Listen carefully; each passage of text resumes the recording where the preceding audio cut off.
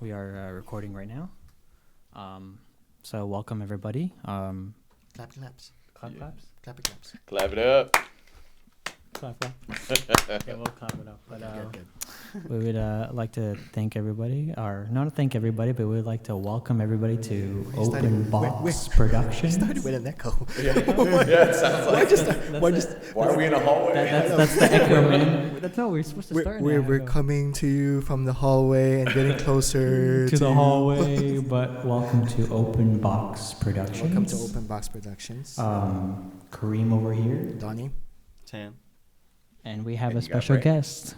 Say it, Ray. Yeah, what's going on, guys? Thanks for having me. Oh, it's going good. Welcome, Ray. Thank you for coming. Thanks Thank for you. coming. Thank you for coming. Yeah. Absolutely. We appreciate it, even though we only had 2 episodes. We already have a guest. We don't deserve that. No, of course. That's how we get started.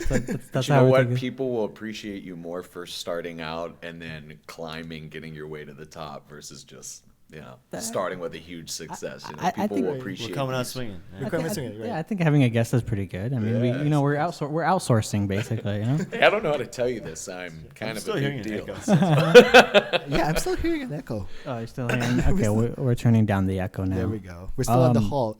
We feel like we're in the It's a little cave. So before we start with you, Ray, clear. what we like to do is we like to mention from our last podcast our mistakes. So before we get started with you, do you guys have anything to say? Yeah.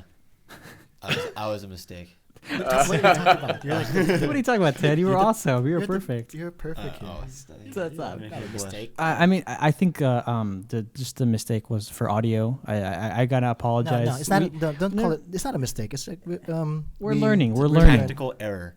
There we go. You know, I like that better. Okay, tactical error. Because we didn't know. Huh. It's not a mistake. We didn't know. I mean, now everything should be working pretty good. Hopefully, you know. We did. We. What do we have? We had Well, the thing is we had 2 1/4-inch, 2 XLR, and 1 input. okay. But now we have We two, separated them. we separated them into 2 separate channels. So now they're distributing stereo instead of mono right now. So I think we're pretty good. My case, I think, what was Oh, my mistake? I think yours was too high. I think it was too high. It was too high. Right, the gain was too high. That's why right now I have a new microphone. Congratulations for buying a new microphone. Audio Technica. We're not sponsored by Audio Technica, but please, I like if it. Audio Technica hears this, we would like to sponsor your cables at least. My mistake was I was talking to the top of the mic instead of where the sensor is on the front. Oh yeah. Oh, okay. And then let's not touch the mic, hopefully, because then we'll get an echo. And But this is so new. It's so nice. It's so nice and it's new. my I precious. want Kind of to- draws you in. You know what I want mean? to You keep just keep touching getting it. closer and you want to touch it. It's like the number 1 rule: don't touch Don't the touch mic. it. Don't yeah, touch the mic. it's the number 1 rule they teach you too. Like, don't touch the mic. All right, no worries. Yeah, lesson learned. So, all right, let's get started. Ray, tell us a little bit about yourself. Man. It's on the spot, right there. Yeah, on right the there, spot. the whole thing. Uh-huh. Well, as in regards to as far as voiceover and acting, I've been, in the entertainment industry for about 13, 14 years. Started in theater, started with speech team in high school too. That's what's really funny is that kind of paved the way for the rest of the voiceover and the acting. A lot of the tools that I use in voiceover, a lot of the tools that I use in auditioning came from the National Forensics League or the competitive speech team in high school. So I did that, and just at a young age, always wanted to act and performed and always did celebrity impressions and other impersonations. Okay, can we get an impression right now? Sure. Who's your best? Sure. What's your best impression? People ask and they say that, but I don't have one that I say is the best or a favorite. I just have ones that are trending and I do or I store, for later. But man, I can do anything from cartoon characters to celebrities. Weren't you really known for Family Guy? Family Guy, Owen Wilson, George Bush, love Owen Stallone. Wilson. George Bush too. And so lately, that's what, that's how it all started. But yeah, quick Owen Wilson. just to kind of touch base on a funny story. I used to work at Bally Total Fitness when I was younger, and I had a manager that was managing one in the Chicago area one time, and I said, you know what I'm going to do? I'm going to prank this guy. So I called up pretending to be Owen Wilson's agent and Owen Wilson at the same time. And I got on the phone, and I was like, hey, I got Owen Wilson here for you. He wants to have a few requests about the gym. He's going to come into that location and get a workout in, but he doesn't want a lot of people. Like, can he talk to you for a second? And my boy was like, yeah, sure. Like, fully taking the bait. Wow. I get on the mic. I'm like, all right, hey, buddy, first off, I don't like bench presses, all right? I don't want to bench press. I don't want a lot of people around. I don't feel like signing autographs. But if you could work that out, maybe you and I could set something up. And he just, my God. just something like that. And he full on took the bait and went with it, and ends up like kicking people out of the gym, shutting it down. Oh, wow. And like 30 minutes later, one of my other managers was like, yo, dude, he's shutting the whole, you got to tell him it's fake. So eventually I got back on the phone, told him it was fake, ruined his whole day. But he was like, that's a good impression, man. That's a good impression. We have to. Yeah, that's pretty good. We have to invite you one more time to do a prank call or something like that. Oh, yeah. Podcast prank call? Yep, Podcast podcast prank call. We're Just gonna call Conroy's Flowers, man. Or something like that. pick the business, spin the wheel, and let's play. Let's see how it goes. Do you lean towards the other one, like voice acting or just regular acting? Do you like either, do you like them both, or do you go to one the more? That's a great question. I think when I was younger, it was more about being in front of the camera and performing, and I still love to do that if I was going to be on a show. I'm a character actor, so I love to get in there and showcase that type of stuff. But lately, as I've gotten older, it's really nice to get a script, record in my house, go back and forth through email or on the phone with the producer, show up to the studio, be able to wear what you want, and kind of be behind the camera and create all these characters on the mic. Because that's the biggest misconception. Less pressure for you then, yeah. It is and it isn't, because you still have to be able to, depending on what part of voiceover we're doing, you got to bring those characters to life. With just a little bit of words. So it's challenging, but it's really fun. It's relaxing at times. It's competitive. It makes you think. Do you like sometimes like think that like, oh, like this is getting like really irritating, I'm done with this, or you just keep on going? No, it's funny. Yeah, that's a great question. Never felt like this, like I'm getting irritated. I've only felt like, man, I want to succeed and get further along and establish a career in it. And that's what most people, I feel, that get into the field really want to do. They want a career, they want to be able to work every day type thing. Speaking of career, like what made you think that this is something? Because I'm pretty sure at first you were like getting auditions here and there, and probably you weren't thinking of this voiceovers or impersonations would be something you would do. But there's got to be some sort of like spark that made you think like, okay, this is I can make a lot of money off of this. Yeah. Wow, I'm getting a lot of like, if I focus on this one thing, because a lot of us filmmakers like, oh, we want to be a producer, director, we want to be behind the camera, we want to edit the video too. But in your case, you're already like locked in. Yeah. Like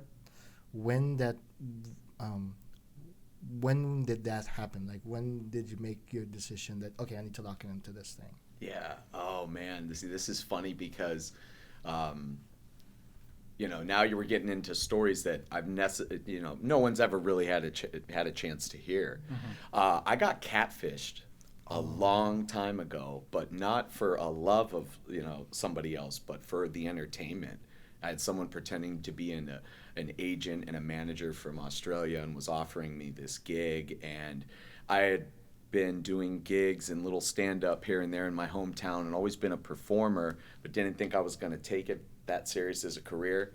And then that happened where I got catfished. The whole thing didn't blow through. I quit school, quit work, quit everything. Wow. Yeah, and talk about it too. I lived in a small town, so a lot of people knew. And that broke my heart. That I almost quit then, and instead of that, I just did some more research, and I found one of the guys that managed me in Chicago. And it turns out we had a great opportunity, great business relationship together, and he gave me a shot. And I had management in Chicago, and man, within 2 weeks of hearing that I got catfished and my life was over, another 2 weeks I was performing stand-up for this guy, and then going out and eventually moving in the next couple months out to Chicago Wow. for about 3-4 Wow. years. That's Things- awesome. Things that happen like that. So yeah, so Yeah. like certain failures or certain Yeah. disappointments can really, you never know. It can really It's lead you to crisis something to like upward. push yourself more or something, right? Yeah. Well, it's all about being resilient. I think in any field that you get involved in, because you're always going to have the setbacks. But in this field, it's just like a sales job where it's no, no, no. Do you want to buy? No. Do you want me? No. No. Do I get the gig? No. And you have to be able to set that aside, and grind. I used to take that. I used to take that personally when I used to do acting. I used to like go every time I hear a no or I never get a call back. I was like, oh, they hate me. They don't like me. You know what I You mean? take it personal. I take it personal. You're like, thanks. I'll work on fixing my face. Thank No, you. but then I mean, I realized, you have like 5,000 people you're auditioning. They're Yeah. auditioning, so it's like they found the type of person they're looking for. I always took it personal too. I think that's a novice state, of when you're first getting into the field, you start taking things personal, and then you learn, like, you're a producer now too. If you have an idea of what Wolverine should look like in your head, and someone comes walking in and they fit that physique wise, emotional wise, the way they deliver their lines, everything. I have an appreciation for that too, and I can't judge someone's creative eye because everybody's different and it's Yeah. subjective. That makes a lot of sense. it's subjective. So, yeah, I get it. What's your I guess videography or audiography? Where's your background at? How many gigs have you done? Man, that I'd have to pull out the resume for, but I've done anything from like tamale festivals to wine cellar commercials, Oakley commercials. I've done advertising for store furniture commercials. I've had almost a few video games go through. Had a chance to read for some decent companies like Disney and a couple nice auditions here and there. But a lot of the stuff I do is independent. It's different producers that work locally around that are filming and need someone to get in there and record. And I do a lot of narrative and audiobook style, commercial style reads, and it keeps my business moving.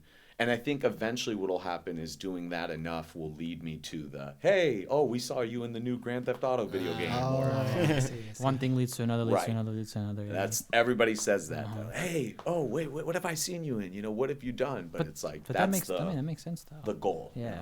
I mean, if you get one gig and then that gig is successful, then people know who you are. They're gonna want you.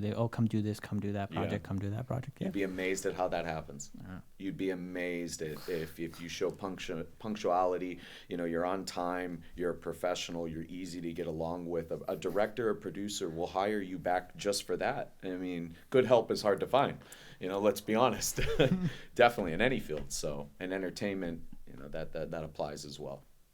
How do you prepare for a role?